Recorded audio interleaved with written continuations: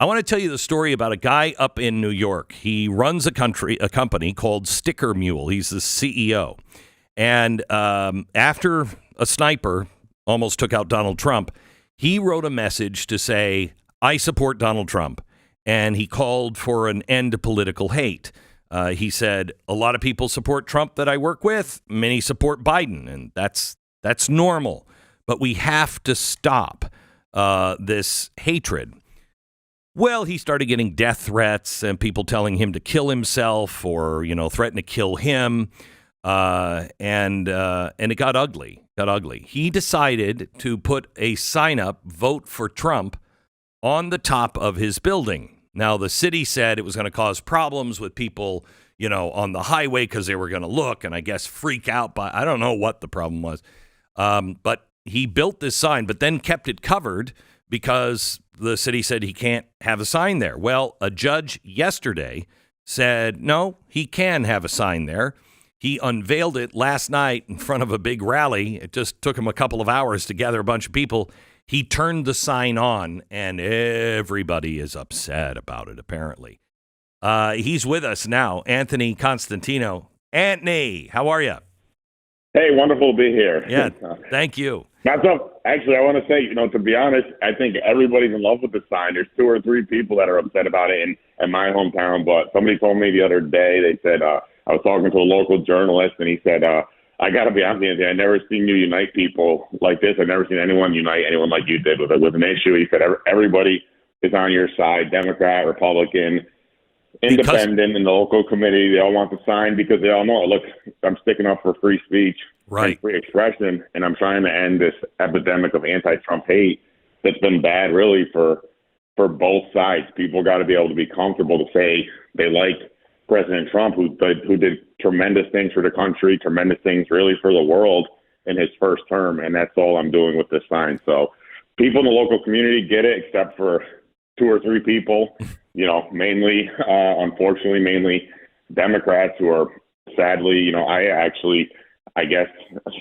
somebody told me the other day, look up my voter registration, I'm still a registered Democrat. So, wow. Sadly, the Democrats have gone in the direction of being very opposed to free speech. And I don't follow this so closely, but I'm seeing a really horrible thing John Kerry said lately about free speech. Hillary Clinton saying horrible things about not wanting free speech anymore. Tim Walz saying horrible things about it as well. And, we all saw what Jack Dorsey did with Twitter, what Mark Zuckerberg did with Facebook during the pandemic. And, this I think people don't like this. And so people in the local community, I haven't seen people in the local community are overwhelmingly positive. I think 99.9% of people like it. And, maybe 3 people, right. people don't. So wait, you were a Democrat. Have you ever voted for Trump? Trump was, Trump, I believe, might have been the first Republican I voted for. Really? And why did you switch? I mean, you still call yourself a Democrat, right? Well, I'm registered that way. I don't really affiliate, I don't really affiliate with anything in particular. I don't like, dishonest people. And a friend of mine said it really well. He said, he's not a political person either. He said, Anthony, he's a big, really very big, tough, strong guy and he said, Anthony, this is a battle of real versus fake. And he said, Donald Trump's a real authentic person and these other people are fake. And so, from what I see, there's a lot of dishonesty in politics.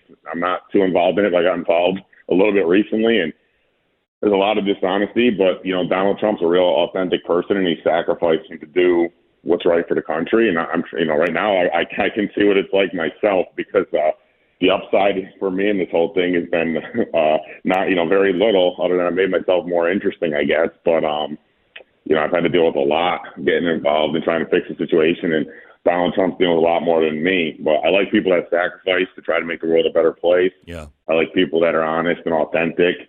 And I think people don't understand you got an existing organization called the U.S. government.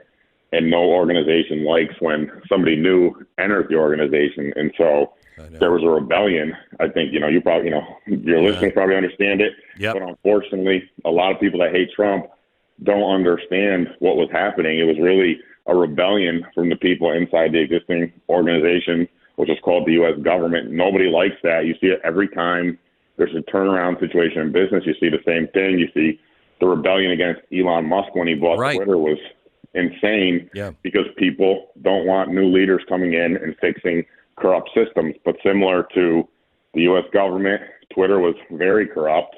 They were doing horrible things for the world, and they were behaving in a very unethical manner. And Elon came in and he had to fire 80 or 90% of the people, and they are all, remember the news articles? I don't know if you're listening, but, there's a news article that Elon Musk is going to destroy it, and all of his, former employees, that Yoel, whatever his name was, there are all these guys ranting and raving to their buddies in the news media, saying all these horrible things about Elon Musk, and now it's some months later, and X has only become better and stronger and really less divisive because, yes, it's a much more friendly platform. He's bringing back free speech. Roger Stone's back on the platform. It was tragic. I said one of the first things that really turned me against Twitter and the Democrats and this whole anti-free speech movement was when they banned Roger Stone from Twitter.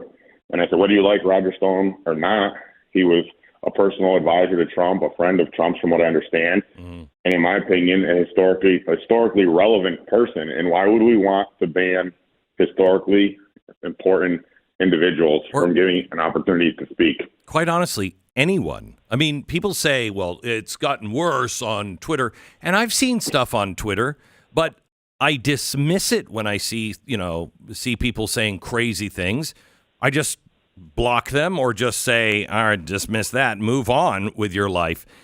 When no one is filtering, you have to expect that crazy people will say things too. We've all lived in neighborhoods where there's a crazy guy that lives somewhere on the street. You know who he is. You avoid him. This is just the cyber neighborhood now, and we've got crazy people living on our street. That's okay. Ignore them.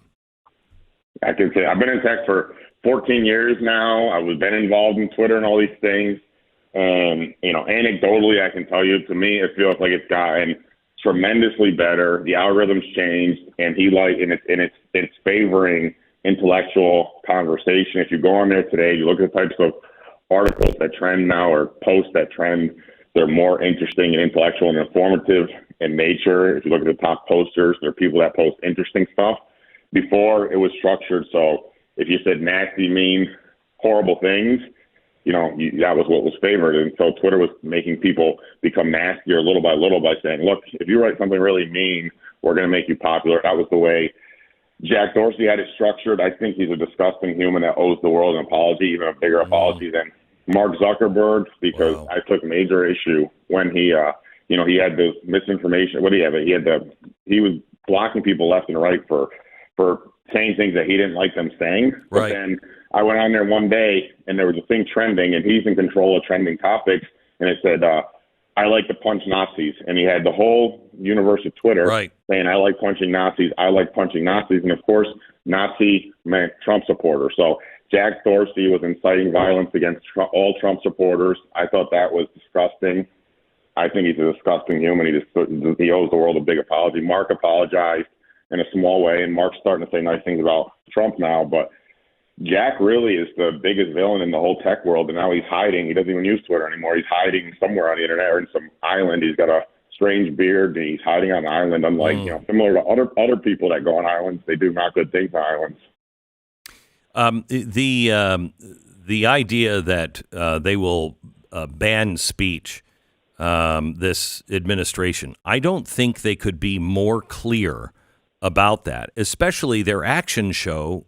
I mean, our government was helping Brazil try to get rid of X and Elon Musk when he said the other day, they won't stop with me, and they're not going to stop until they get me. I believe that 100%. You think more people are waking up to this? At least we know what I've seen locally. The response is everybody here is a massive outpouring of support for Trump. People are telling me, we're in New York, it's supposed to be guaranteed blue state. And people told me, because I said to them, and I think it's important for everyone listening to hear this, you got to get everyone to vote for Trump. Doesn't matter what state you're in. We need to show a strength for Trump, because really the best thing for the Democrat Party is a massive loss, because if they lose by a hair, they're going to keep clinging to these crazy ideas that if they censor people, that's the path to victory. they need a massive loss so that they look inward and come back to the table and remember what it means to, remember what it means to get, really at this point, a decent human. I built my company on the basis of the golden rule and treating people the way I want to be treated. Nobody wants to have duct tape put on their mouth. Nobody wants their right to speech taken away. Nobody wants that. And for one side of the country to want to do that to the other side is really wrong. But the only way they're going to win is a massive loss. And so it doesn't matter if you're in a red state or a blue state. You got to go vote Trump. And people here are telling me they're going to go vote Trump that didn't plan on doing it because they thought all is lost here. But who knows? Maybe even New York goes for Trump this year. That'd be crazy. Anthony, thank you so much. Really appreciate it. And good for you for taking a stand and really not having fear. Thank you so much. It's really quick. Can I say one last thing really quick? I'm doing everything I can to try to fix this issue. And one other thing I'm doing is called stickerpac.com. It's a political action committee. We're giving away free, happy, fun, uplifting Trump stickers. So everybody go right now, stickerpac.com, and get your free Trump stickers and give them out to friends and tell people you like Trump in a nice, happy, fun way. And let's fix this situation. I love that. Stickers, PAC, P-A-C. Sticker, P-A-C. Sticker Pack.